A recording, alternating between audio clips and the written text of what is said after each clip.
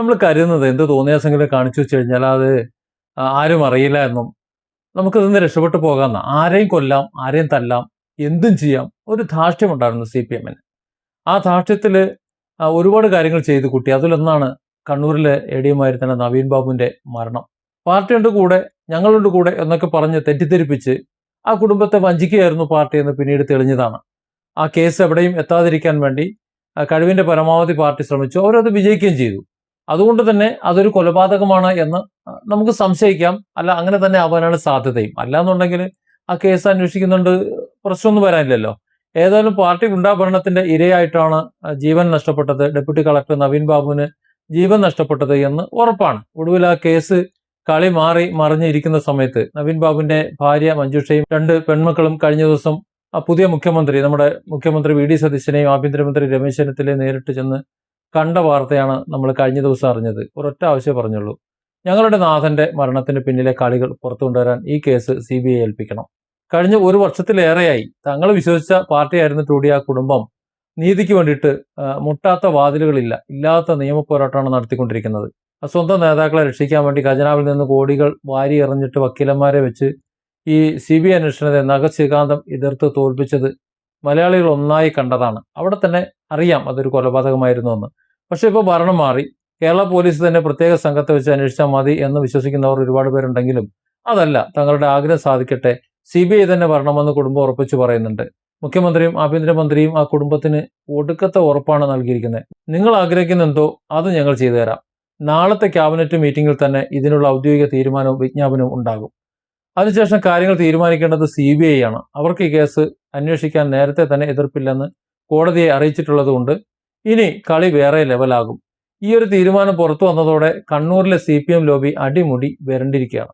സംഗതി CBIക്ക് പോകുന്നു എന്ന് കേട്ടതോടെ പുതിയ ക്യാപ്സ്യൂളുകളുമായിട്ട് നേതാക്കൾ ഇറങ്ങിയിട്ടുണ്ട്. പക്ഷേ ക്യാപ്സ്യൂളൊന്നും CBI എടുത്ത് വിലപ്പോവില്ലല്ലോ.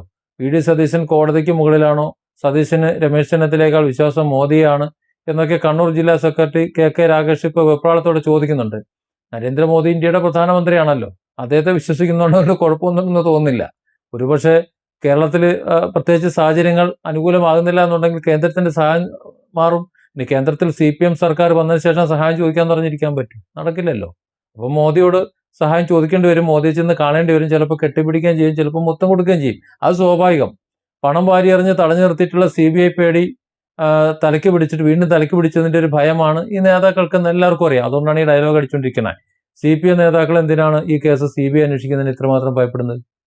നവീൻ ബാബുവിന്റെ മരണം ശരിക്കും അന്വേഷിച്ചു കഴിഞ്ഞാൽ പാർട്ടിയുടെ വലിയ വമ്പന്മാരായിട്ടുള്ള നേതാക്കന്മാർ വരെ ജയിലിൽ കുടുങ്ങും. അത് തന്നെ, അതിന് കൃത്യമായ ചില കാരണങ്ങളുണ്ട്. നവീൻ ബാബു മരിച്ച വിവരം അറിഞ്ഞിട്ട് പത്തനംതിട്ടയിൽ നിന്ന് ഭാര്യയും 2 പെൺമക്കളും കണ്ണൂരിലേക്ക് വണ്ടി കയറി അവിടെ എത്തുന്നതിന് മുമ്പ് തന്നെ അവരുടെ ഒരു സമ്മതമില്ലാതെ, അവരുടെ അറിവില്ലാതെ പുലർച്ചെ തന്നെ പോസ്റ്റ്മോർട്ടം നടത്തി തീർത്തു. എന്നാൽ ഈ പോസ്റ്റ്മോർട്ടം മര്യാദയ്ക്ക് നടന്നിട്ടില്ലായിരുന്നു, പോസ്റ്റ്മോർട്ടം തന്നെ നടന്നിട്ടില്ലായിരുന്നു പിന്നീട് വാർത്തകൾ വന്നിരുന്നു. കാരണം ആന്തരിക അവയവങ്ങൾ പരിശോധനയ്ക്ക് എടുക്കണം, അങ്ങനെയുള്ള കാര്യങ്ങളൊന്നും ഉണ്ടായിട്ടില്ല. പാർട്ടിക്ക് സമ്പൂർണ്ണ നിയന്ത്രണമുള്ള കമ്മ്യൂണിസ്റ്റുകാരുടെ സ്വന്തം തറവാടായിട്ടുള്ള കണ്ണൂർ പാരിയാം സഹകരണ മെഡിക്കൽ കോളേജിൽ വെച്ചാകുമ്പോൾ തോന്നിയതുപോലെ ചെയ്യാമല്ലോ. അത് അങ്ങനെ തന്നെ നടന്നു എന്നൊന്ന് വാർത്തകൾ വന്നിരുന്നു. അന്ന് തന്നെ കുടുംബത്തെ കാത്തു നിൽക്കാതെ കാര്യങ്ങൾ ധൃതി പിടിച്ച് ഒതുക്കാൻ നോക്കിയതിൽ പാർട്ടിക്ക് മറച്ചുവെക്കാൻ ഒരുപാട് കാര്യങ്ങളുണ്ട് എന്ന വിവരങ്ങൾ പുറത്തു വന്നിരുന്നു. നവീൻ ബാബുവിനെ ഇല്ലാതാക്കാൻ ഒരുപാട് കാരണങ്ങളുണ്ട്. കാരണം അദ്ദേഹം സർവീസിൽ അവിടെ ഇരിക്കുന്ന സമയത്ത് ഇവർ പല ഫയലുകളും ഒപ്പിടാൻ പറഞ്ഞിരുന്നു. അദ്ദേഹം ഒപ്പിട്ടില്ല. അദ്ദേഹം ആ തരത്തിൽ അനീതി ചെയ്യുന്ന, അതല്ലെങ്കിൽ അധാർമികമായിട്ട് ചെയ്യുന്ന ഒരാളല്ലായിരുന്നു എന്നാണ് അദ്ദേഹത്തെക്കുറിച്ച് അന്ന് തന്നെ അദ്ദേഹത്തെ അറിയാവുന്ന ഉന്നത ഉദ്യോഗസ്ഥരൊക്കെ സംസാരിച്ചിരുന്നത്. അദ്ദേഹം ഒപ്പിട്ടുന്നുണ്ടാവില്ല, അതുകൊണ്ട് തന്നെ അദ്ദേഹം ഒപ്പിടുന്നുണ്ടാവില്ല. പക്ഷെ ഒരു നിവൃത്തിയില്ല, അത്രത്തോളം പ്രഷറല്ലേ. അതുകൊണ്ട് തന്നെ പാർട്ടിയുടെ ഉന്നത നേതാക്കൾ നിർദ്ദേശിച്ചിരുന്ന പല ഫയലുകളും അദ്ദേഹം ഈ സ്ഥലം മാറ്റം കൊടുക്കാതിരുന്നത് തന്നെ അതൊക്കെ ഒപ്പിടാതിരുന്നുകൊണ്ടാണ്, പാർട്ടി അനുസരിക്കാത്തത് കൊണ്ടാണ്. പക്ഷെ അദ്ദേഹം സ്ഥലം മാറിപ്പോൾ അതിന് തൊട്ടു മുമ്പ് ആ ഫയലിൽ ഇനിയിപ്പോൾ വേറെ നിവൃത്തിയില്ല എന്ന് കരുതിയിട്ട് അവർ ചില ഫയലുകളിൽ ഒപ്പിട്ടു എന്നുള്ള വാർത്തയും വരുന്നുണ്ട്.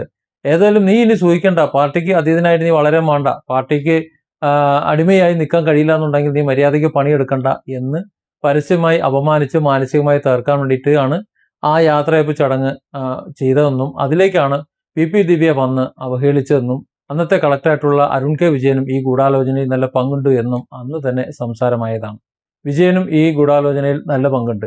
കളക്ടറും PP ദിവ്യയും തമ്മിലുള്ള ടെലിഫോൺ സംഭാഷണങ്ങളും PP ദിവ്യയുടെ ഫോണിലേക്ക് CPM നേതാക്കൾ വിളിച്ചതിന്റെ വിശദാംശങ്ങളും ഒക്കെ CBI വന്നാൽ മാത്രമേ പുറത്തു വരൂ. നേരത്തെ അത്തരത്തിലുള്ള രേഖകളൊന്നും ഇല്ല എന്നാണ് പറഞ്ഞിരുന്നത്.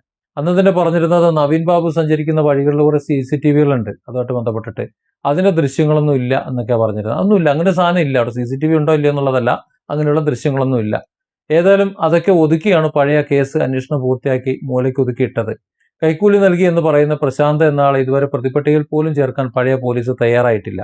പ്രശാന്ത് പ്രതിപട്ടികയിൽ വന്നാലേ പുള്ളിയുടെ ഫോൺ കോളുകളും മറ്റ് അക്കൗണ്ടുകളൊക്കെ സാമ്പത്തിക ഇടപാടുകളൊക്കെ പരിശോധിക്കാൻ പറ്റുള്ളൂ. അങ്ങനെ പരിശോധിച്ചു കഴിഞ്ഞാൽ വമ്പൻ സ്രാവുകളുടെ ഇടപാടുകളും അതുപോലെ ബിനാമി ഇടപാടുകളും ഒക്കെ പുറത്താവും. ഈ അഴിമതി കേവലം ഒരു പെട്രോൾ പമ്പിൽ മാത്രം ഒതുങ്ങുമെന്നാണ് നമ്മളൊക്കെ കരുതേണ്ടത്. ഒരിക്കലും അതല്ല. കണ്ണൂരിലെ ചുഴലി വില്ലേജ് ഓഫീസ് കേന്ദ്രീകരിച്ചിട്ട് കോടിക്കണക്കിന് രൂപയുടെ ദേവസ്വം ഭൂമി വ്യാജരേഖയുണ്ടാക്കി പലർക്കായി കയ്യേറി വീതിച്ച് നൽകിയതിന്റെ പിന്നിൽ വലിയ ഒരു അഴിമതി കഥ ഉണ്ട് എന്ന് ഇതിനോടകം വാർത്ത പരന്നതാണ്. പക്ഷേ കണ്ണൂരിന്റെ വാർത്തയായതുകൊണ്ട് അങ്ങനെ പെട്ടെന്നൊന്നും അങ്ങനെ പരന്ന് പോവില്ല. അവർക്കറിയാം ആളുകളെ ഒതുക്കുന്നത് പോലെ തന്നെ വാർത്തയും കുറേയൊക്കെ ഒതുക്കാൻ അവർക്കറിയാം. നമുക്കറിയാമല്ലോ, പിണറായി വിജയന്റെ വീടിന്റെ മുന്നിൽ കിടന്ന ഒരു പോലീസ് ജീപ്പ് ഒരു പോലീസ് സ്റ്റേഷൻ പോലെ വർക്ക് ചെയ്ത് 3 പോലീസുകാർ ഡെയിലി ഉണ്ടാവും. 10 വർഷം ആ പോലീസ് വണ്ടി അവിടെ കിടന്നിട്ട് നമ്മൾ ആരെങ്കിലും വാർത്ത അറിഞ്ഞോ? VD സതീശൻ അധികാരത്തിലേറിയതിന്റെ പിറ്റന്ന് മാധ്യമങ്ങൾ അവിടെ ചെന്ന് റിപ്പോർട്ട് ചെയ്തു. അതിൽ മാധ്യമപ്രവർത്തകർ പറഞ്ഞ് ഞങ്ങൾക്കത് അറിയാം, പക്ഷേ ഞങ്ങൾക്ക് ഇവിടെ വന്നിട്ട് വാർത്ത റിപ്പോർട്ട് ചെയ്യാനുള്ള ഒരു ധൈര്യമില്ലായിരുന്നു. പക്ഷെ അന്ന് മനസ്സിലായില്ല. എന്നാൽ പിന്നീട് വീണ വിജയനെതിരെ ED അന്വേഷണം വന്ന് ED റെയ്ഡ് നടത്തിയപ്പോൾ EDയുടെ വാഹനം റോഡിലെത്തിയപ്പോൾ EDയുടെ വാഹനമായിട്ട് കൂടി അത് തല്ലി ചതച്ച് അവരെ മർദ്ദിച്ച് ഡ്രൈവറെ കണ്ണടിച്ച് പൊട്ടിച്ച് നമ്മൾ കണ്ടില്ലേ. അപ്പോൾ ഈ പാവപ്പെട്ട പത്രപ്രവർത്തകർ അവിടെ ചെന്ന് ചാനലിന്റെ ക്യാമറയും തൂക്കിയിട്ട് അവിടെ ചെന്ന് ആ പോലീസുകാരെയോ അല്ലെങ്കിൽ ആ ജീപ്പിനെയോ ഒക്കെ ഫോട്ടോ എടുക്കാൻ നിൽക്കുകയാണെന്നുണ്ടെങ്കിൽ അവരെ പരിപ്പിളക്കൂലേ. അതാണ് ഒരു കഥ എന്ന് പറഞ്ഞാൽ. പേടിയുണ്ട് എല്ലാവർക്കും. അതുകൊണ്ട് തന്നെ അവിടുത്തെ അഴിമതി കഥകളൊക്കെ റിപ്പോർട്ട് ചെയ്യുമ്പോൾ എനിക്ക് തോന്നുന്നില്ല കണ്ണൂരുള്ള എല്ലാ അഴിമതി കഥകളും ഗുണ്ടായസും എല്ലാം വാർത്തയാകുന്നുണ്ട് എന്ന്.